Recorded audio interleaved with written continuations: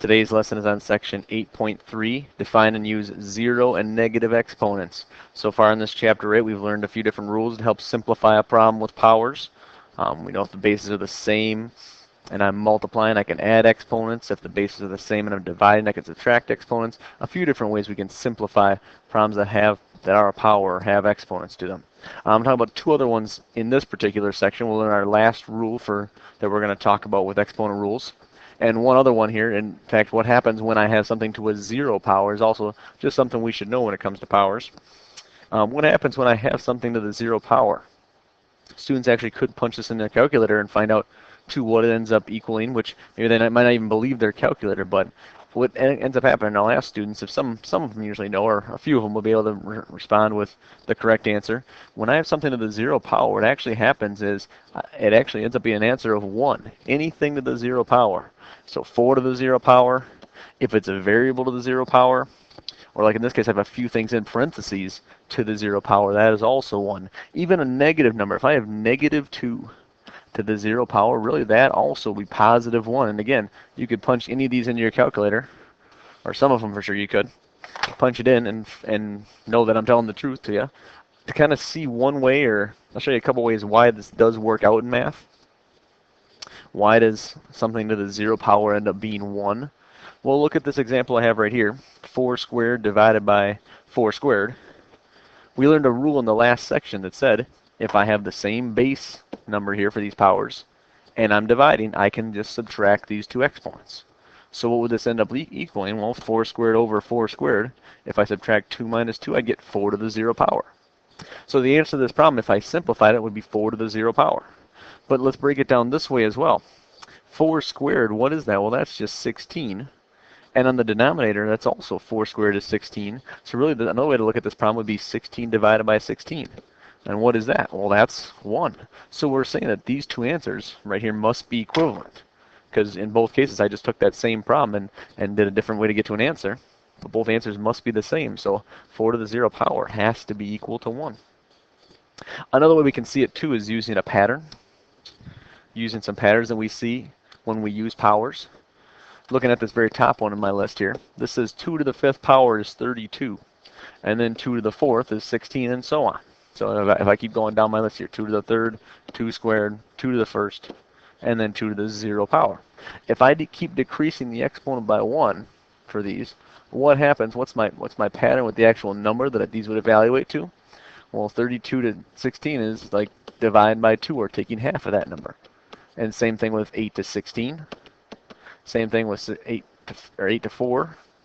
Same thing with 4 to 2. I'm always just dividing by 2, whatever that previous number is. Divide by 2, and that gives me the next number. Well, then what would happen here at this point if I divide this by 2 as well? That would give me to an answer of 1. So again, 2 to the 0 power has got to be equal to 1. The same thing would happen in this pattern as well. As I go down, as I start with 4 to the 5th, 4 to the 4th, 4 to the 3rd, and so on, every time I'm just dividing the previous number by 4 to get to the next number in this pattern. So if I do that at the very last step, 4 divided by 4 gives me 1. So another way to see that something to the 0 power has to be 1. This would work for any single number we would use for our base. But any pattern will show you that, yep, that number to the 0 power is going to be 1. Then the other rule to talk about in this particular section, 8.3, is negative exponents. We have seen a few of these in our assignments up until this point, but now we're going to see how we can deal with those. When we actually simplify a problem with powers, we're not supposed to write our answer with negative exponents. So to simplify it, we got to write it with a positive exponent, whatever our final answer is. Well, I'm going to show us how we can do that. And I'll use this example here first to show us what happens when we have a negative exponent. How can we simplify that? And your calculator can also do some of these negative exponents, but this is something maybe on an MCA problem that you wouldn't have a calculator for it. So something we need to know how to deal with on our own as well. Again, thinking back to our last section, 8.2, and if you need some help with that section or a reminder, again, you can go back and watch that lesson as well. But on section 8.2, we learned a rule where it says, if I have the same base here and I'm dividing, I can just subtract these exponents. And again, it always is the top one minus the bottom one though.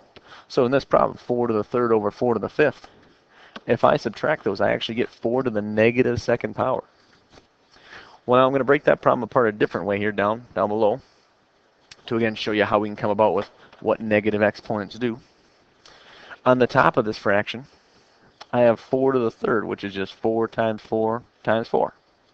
On the bottom, I have 4 to the fifth, which is 4 times itself 5 different times.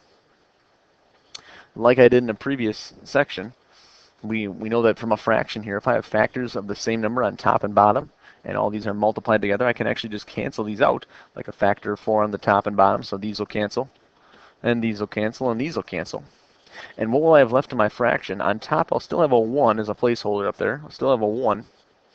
And on the bottom, I have 4 times 4, which gives me 16. So kind of like in that problem where I had something to the 0 power, here's the two different answers that I'm getting for this particular problem. I'm saying that, well, this problem is, if I simplify it using one of our exponent rules, I can get 4 to the negative second power. But if I simplify it using, just writing the numbers out as a product and reducing like a fraction, I get 1/16. At this point, again, usually I'll ask the students if somebody can make the connection, what really happens for a negative exponent that would say that this answer is really the same as 1/16. And some students can kind of start to think, well, they know that 4 squared equals 16. So if I have a negative number for the exponent, like I do here, 4 to the negative 2, well, instead we just got 1/16. So all of a sudden students, I kind of lead them to it a little more. They can make the connection that negative exponent, what it does is we still use this same number. Again, like 4 squared is 16. But if it's a negative exponent, I actually get that number in the denominator, or like the reciprocal of that number. And there's two ways I'll talk about using it here. But yeah, one way is to think, well, a negative exponent means I get the reciprocal of the number that I'm looking for. If you're taking notes along with me, here's what I'd like you to write down. The rule for negative exponents. It says for any number, m to the negative a, what that's going to be equal to is 1 over m to the a. So what happens is, again, kind of like I was talking about reciprocal on the previous page. What I mean by that is I take the reciprocal of that number, and once I do that, then that exponent becomes positive. So if I had 5 to the, well, actually I have that example up here, so I'm going to make a different one. Let's say I have 7 to the negative second power.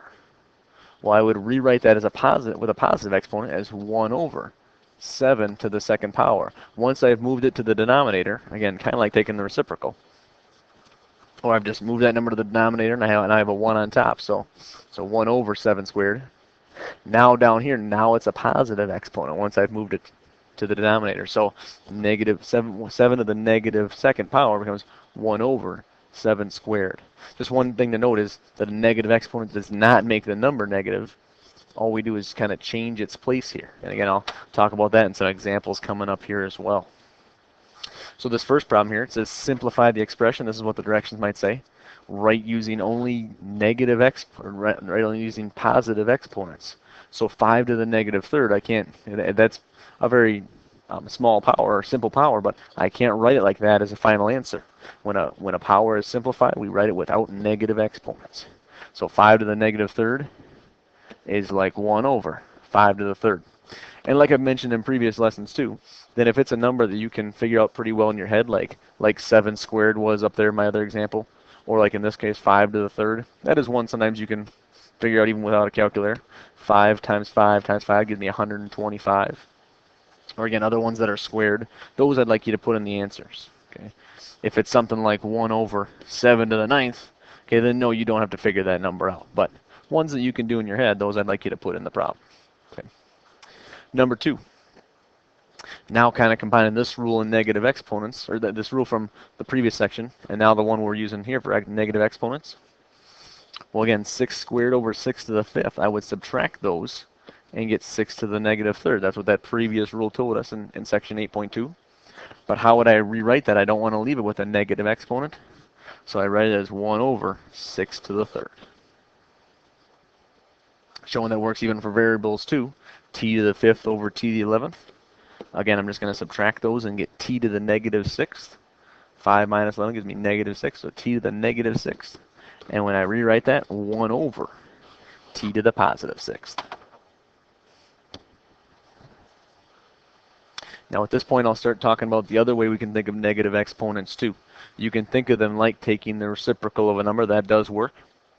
But also, we can think of them as just moving the place of where that particular number is. As you've seen in some of these problems before, if I think of this t to the negative sixth, if I think of that number as being a fraction, well, in its fraction form, that t to the negative sixth, it would just be t to the negative 6 over 1. So then when I have a negative exponent, all that happens is, as opposed to being in the numerator, this number goes to the denominator, and that's when now it becomes t to the positive sixth. This will be another way we can think of these as well, these negative exponents. We can think of it like being the reciprocal of the number, or we can think of it just changing the place of where that number is, and I'll show you a few examples here of what I mean by that. In number 4, we've got 1/4 in parentheses to the negative second power. Well, we've learned a rule so far that says, well, if you have things in parentheses, I can just apply that power to each of those things separately. And now that I've applied that power to each of those things, I just get 1 to the negative second power and 4 to the negative second power. Well, again, this is in fraction form. Each of those numbers is to the negative to a negative power. So when I rewrite it, another way to think of that is, or how to rewrite it correctly with positive exponents, is if it's in the numerator, what's going to happen is it's just going to go to the denominator of my fraction now when I rewrite it. So this will be 1 over, or this will be something over 1 squared. And if it was in the denominator, well, now it's going to go to the numerator instead. So 4 to the negative 2, when it goes to the numerator, it would be 4 squared.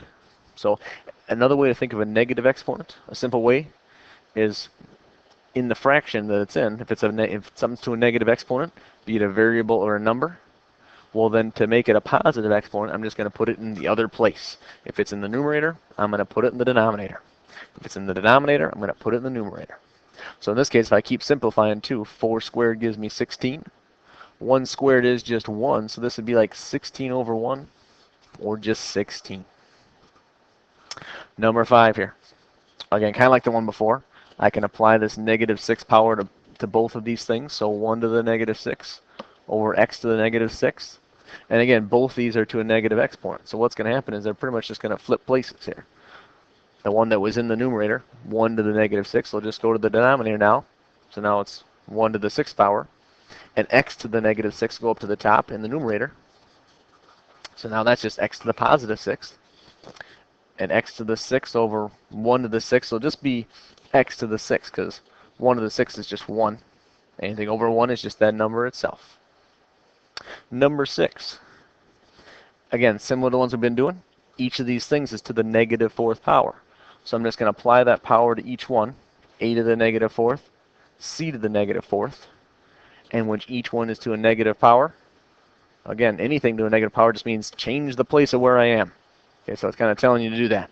So c to the negative 4th will go to the top. It'll be c to the 4th in the numerator now.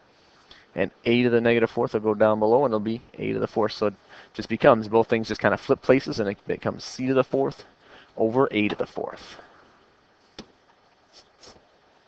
Just showing a few other examples here. Number 1 on this page. Now again, this one is in the denominator, 5 to the negative 3rd.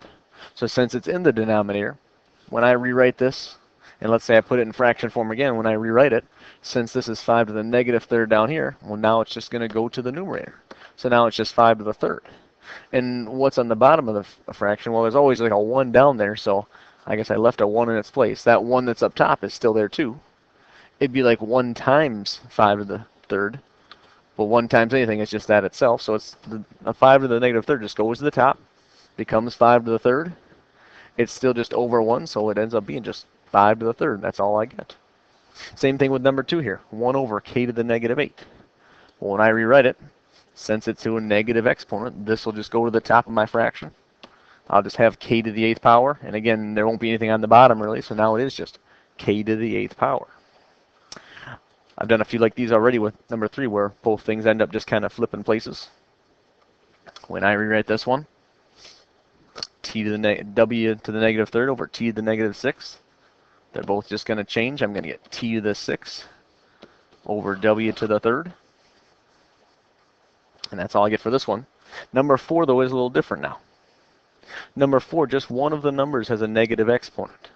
So realize when we're doing these problems, just because something has a negative exponent doesn't mean we flip the whole fraction. It's just whatever is to the negative exponent is going to change place. So like that t to the negative 6, well, yes, that went to the top because it has a negative exponent. W to the negative third, that had a negative exponent too, so that went to the bottom of the fraction.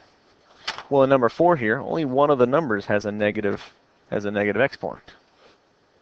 So when I rewrite this one, the a to the 5th is still going to be on top of the fraction. But now this a to the negative third, that's going to go up there as well. And when I do that, it's like it's multiplied together. So that comes to the top again. I'd put it right next to it, which means multiply.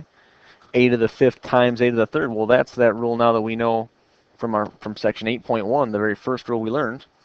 A to the 5th times a to the 3rd gives me a to the 8th power.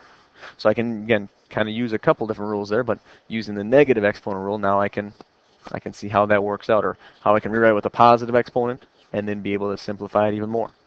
Same thing with number 5. This one too, not everything has a negative exponent. Just z has a negative exponent, and just k has a negative exponent. So those two things are going to move places. The y is still going to be on top of my fraction when I rewrite this because it does not have a negative exponent with it.